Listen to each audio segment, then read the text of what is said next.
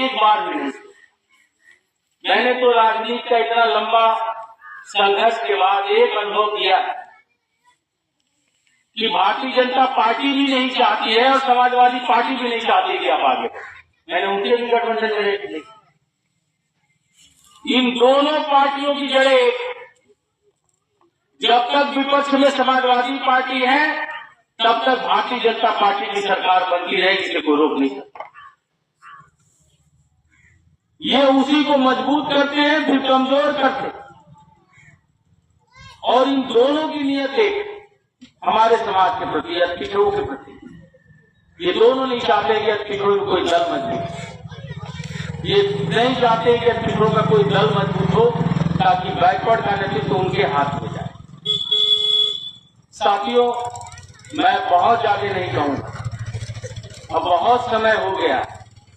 अब जो समाज आ रहा है, अब जो राजनीतिक परिस्थिति आ रही है, अब जो सामाजिक परिस्थिति बन रही है, अगर अब आप अपने जनवादी के साथ खड़े होकर के इकट्ठा होकर के अपने वोटों को इकट्ठा नहीं किया तो आने वाला भविष्य बहुत खतरनाक है। क्योंकि अब राजनीति सारे क्षेत्रों में अपना मजबूत प्रभाव डालना शुरू कर लिया।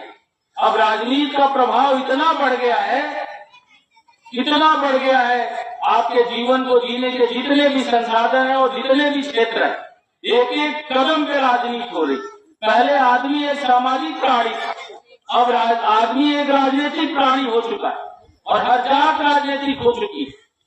अगर आप अब राजनीतिक रूप से गोलबंद नहीं हुए तो आपके साथ इतनी बड़ी हतगर्ती होगी कि हमारा नौजवान किसी चट्टी चौराहे पर मान सम्मान से खड़ा भी नहीं हो पाएगा और उसकी शिक्षा और नौकरी को लोग लूट ले जाएंगे, वो देखता रह जाएगा। परिश्रम करके भी हमारे नौजवान के हाथों में मुठ्ठियां खाली रह जाएंगी। इसलिए अब जरूरत आन पड़ी कि अब पीछे बात विचार के आगे की लो।